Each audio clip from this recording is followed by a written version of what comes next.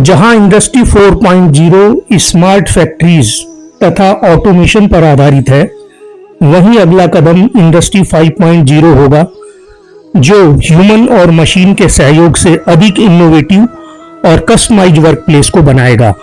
कल्पना करें कि एक कंपनी ने एक नई ऑटोमेटेड लाइन लगाई है जिसमें प्रोडक्शन दोगुना हो गया है, लेकिन कर्मचारी खुश नहीं हैं, वो तनाव में हैं, बर्नआउट हो रहे हैं और मोटिवेशन कम हो रहा है। अब सवाल उठता है कि क्या सिर्फ मशीनों से ग्रोथ हो सकती है? जवाब है नहीं। अगर कर्मचारी मानसिक और भावनात्मक रूप से थक गए हैं तो कंपनी की ग्रोथ धीमी हो जाएगी। आज कंपनी को ह्यूमन एरा अपनाना होगा, जहां लोग सिर्फ काम नहीं करते बल्कि ऊर्जावान होकर इनोवेशन और प्रोडक्टिविटी बढ़ाते हैं। ह्यूमन एरा में सफलता का नया मंत्र है शिव शक्ति, एनर्जी मैनेजमेंट। शिव मतलब संयम और संतुलन, जिसमें मानसिक शांति, ध्यान और फोकस मुख्य रूप से आते हैं। शक्ति का मतलब है एक्शन प्लस एनर्जी, जिसमें तेज डिसीजंस, साहस, क्रिएटिविटी। जो लीडर और ओनर इस संतुलन को समझ लेंगे वही ह्यूमन एरा में सफल होंगे। आज की जटिल और बदलती हुई कार्यशैली में अधिकांश कर्मचारी थके हुए, निराश, असंतुष्ट और अनमनापन महसूस करते हैं वर्क प्लेस पर। यह समस्या समय के साथ और भी गंभीर होती जा रही है।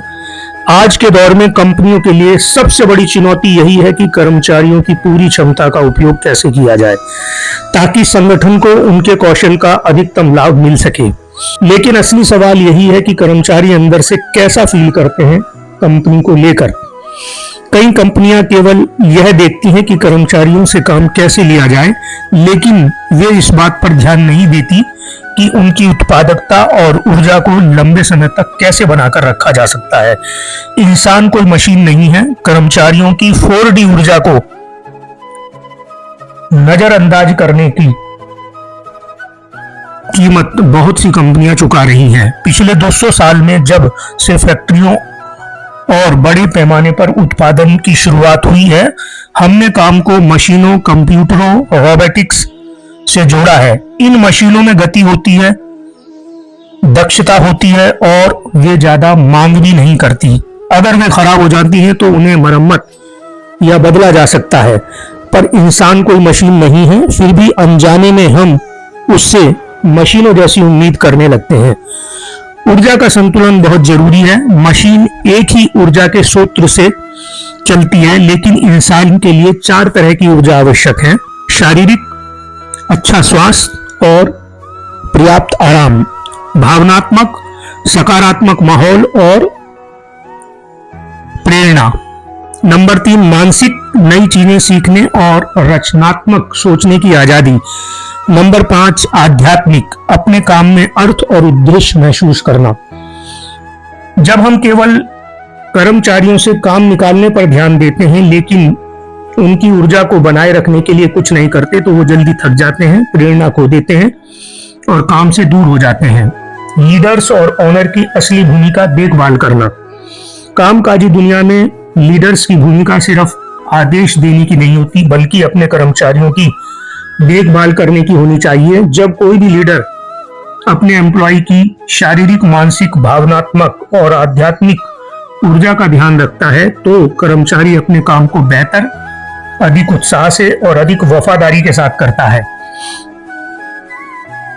आज की नॉलेज इकोनॉमी में यह मायने नहीं रखता कि आप ऑफिस में कितने घंटे बिताते हैं, बल्कि यह मायने रखता है कि आप कितने ऊर्जावान, प्रेरित और खुश होकर काम करते हैं। अगर आप अपने कर्मचारियों का ध्यान रखेंगे तो वे आपके बिजनेस का ध्यान रखेंगे। इस सोच के साथ ही हमें टीम के साथ एक बेहतर और सकारात्मक और ऊर्जावान वर्क शैली का विकसित करना है, वर्क कल्चर का विकास करना है।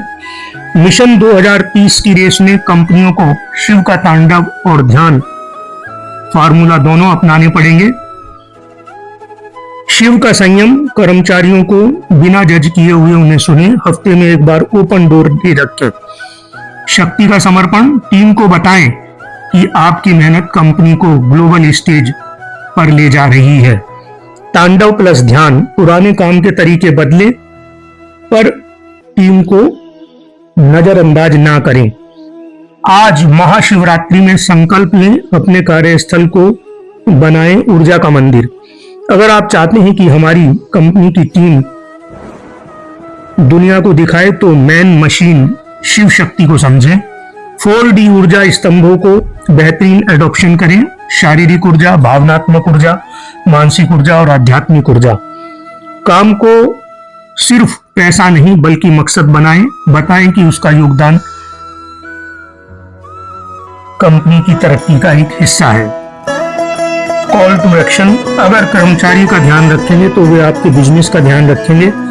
अब समय आ गया है जब हम नई सोच अपनाएं, ऊर्जा को बनाए रखें, परफॉर्मेंस को बढ़ाएं और टीम को विजयी बनाएं। Thank you very much.